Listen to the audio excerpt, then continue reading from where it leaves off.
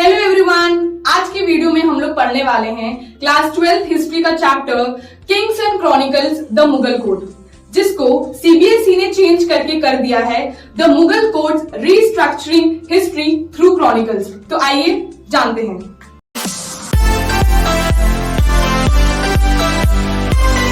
Chapter शुरू करने के पहले हमें चैप्टर का मतलब जानना जरूरी है। तो चैप्टर क्या बोलता है? Kings and chronicles the Mughal code. तो इस चैप्टर में हम लोग मुगल कोड के, मुगलों के दरबार में क्या क्या हुआ है वो जानेंगे। दूसरी चीज, क्रॉनिकल्स का मतलब क्या होता है बच्चों? देखो, क्रॉनिकल्स का मतलब होता है जब आप कोई भी इवेंट को डेट वाइज लिखते हो उसको हम लोग क्रॉनिकल्स कहते हैं।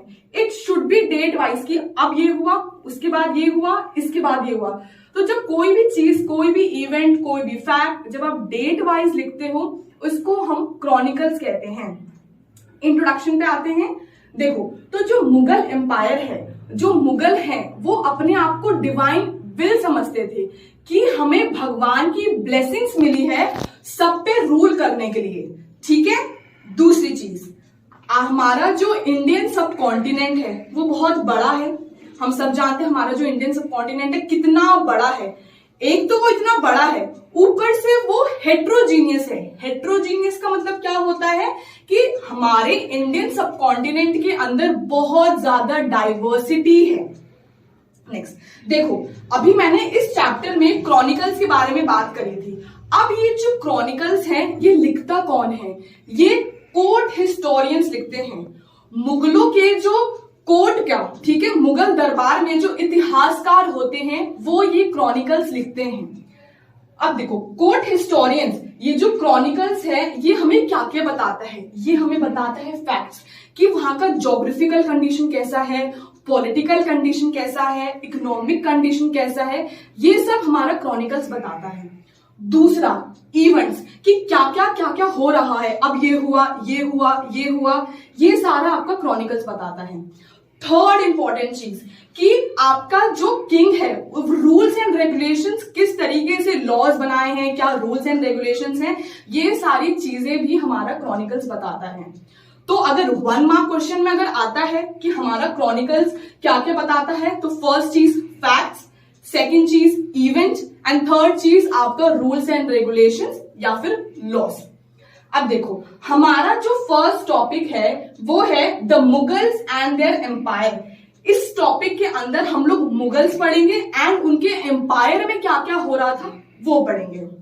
देखो, ये जो मुगल्स है ना, ये जो वर्ड है वो कहां से निकल कर आया है? ये निकल कर आया है मंगोल से। क्लास 11th की हिस्ट्री में हमने पढ़ा था मंगोलिया के बारे में। तो ये जो मुगल्स है वहां से, मंगोल से निकलकर आया है। टिमुरिड्स, अब सेकंड वर्ड है टिमुरिड्स। टिमुरिड्स कौन होता है? Timurids, they are the descendant of Timur. Timurids जो है वो आपके डिसेंडेंट हैं टिमुरिड से। आपके हमारे जो फर्स्ट मुगल एम्पायर हैं वो है जहीरुद्दीन बाबर। तो जहीरुद्दीन बाबर जो थे ये आपकी टर्किश लैंग्वेज बोलते थे। ठीक है, इनकी जो मदर टंग थी वो थी टर्किश। अब देखो, जहीरुद्दीन बाबर जो थे वो कहां रहते थे? वो रहते थे फरघाना लैंड में। ठीक है, फरघाना लैंड कहां है आपका? Central Asia. इंडिया का जो ऊपर वाला पार्ट है वो आपका सेंट्रल एशिया है। ठीक है, वहां पे आपके जो जहीरुद्दीन बाबर है वो फरघाना लैंड में रहते थे। अब देखो हुआ क्या, फरघाना लैंड में ना कुछ उज़्बेक्स थे। उज़्बेक्स कौन थे ना? जो बहुत ऐसे गुस्से वाले लोग थे।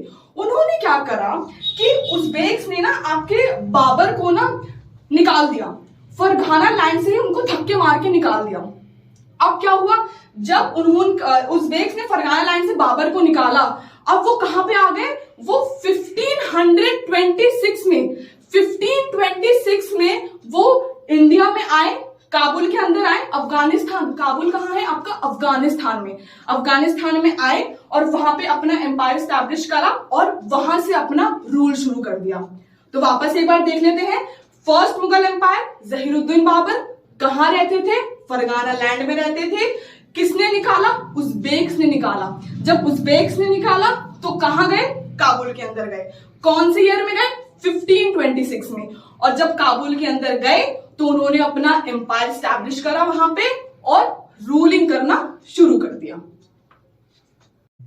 हमारे जो नेक्स्ट मुगल रूलर हैं वो है नसरुद्दीन हुमायूं। तो इनका जो टाइम पीरियड है वो दो पार्ट्स में यूजुअली डिवाइडेड है अगर हम अपनी एनसीईआरटी में देखें तो।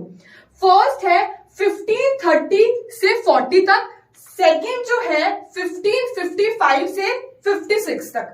देखते हैं कि क्या अंतर है। देखो, जब नसरुद्दीन हुमायूं थे हमारे, जब जो सेकंड मुगल रूलर थे नसरुद्दीन हुमायूं, तो शेर शाह सूर आए थे।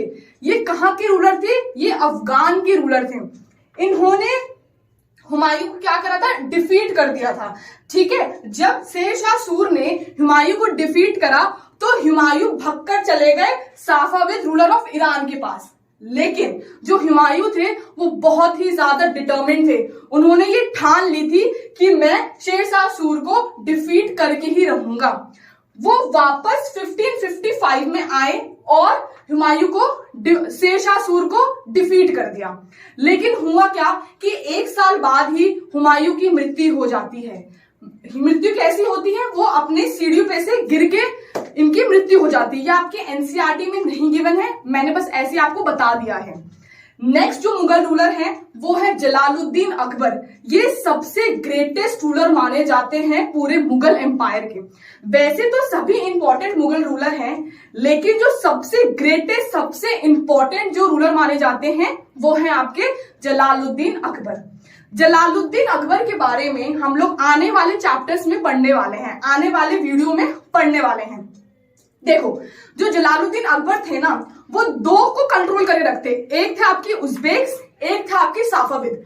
वो सोचते थे कि उज़्बेक्स और आपके साफाविद रूलर ऑफ व्हाट? ईरान को क्या ना कर दे, हमारे इंडियन सब कॉन्टिनेंट में अटैक ना कर दे, इसलिए ये दोनों को हैंडल करके चलते थे। इससे हमें क्या पता चलता है? इससे हमें यह पता चलता है कि अकबर का कनेक्शन था सेंट्रल एशिया से। सेंट्रल एशिया क्या? उज़्बेक्स और साफाविद से। नेक्स्ट जो मुगल रूलर आते हैं वो आते हैं आपके जहांगीर। जैसे कि हम सब जानते हैं कि जहांगीर को हम लोग क्या बोलते थे? प्रिंस सलीम। ये आपके अकबर के बेटे हुआ करते थे। नेक्स्ट कौन आते हैं? आपके शाहजहां। शाहजहां के बाद आते हैं आपका औरंगजेब। औरंगजेब की जब मृत्यु हो जाती है 1707 से, तो फिर क्या होता है? जो आपका मुगल एम्पायर है वो काफी ज्यादा वीकेंड होने लग जाता है। देखो, पहले ना आपकी 3 जगह से हमारी एम्पायर को एडमिनिस्टर किया जाता था। आप इसको दाल से याद कर सकते हैं, डी से दिल्ली, ए से आगरा एंड एल से लाहौर। तो आपकी पहले जो एम्पायर थी वो आपकी 3 जगह से एडमिनिस्टर होती थी, दिल्ली, आगरा एंड लाहौर। तो जैसे ही आपका मुगल एम्पायर वीकेंड होने लगा, इन लोग की मृत्यु होने के बाद, तो इन जगह पे आपकी रीजनल पावर, रीजनल एम्पायर शुरू हो गई। हमारे जो लास्ट मुगल रूलर थे वो थे हमारे बहादुर शाह जफर, जो आपके 1857 में आए थे।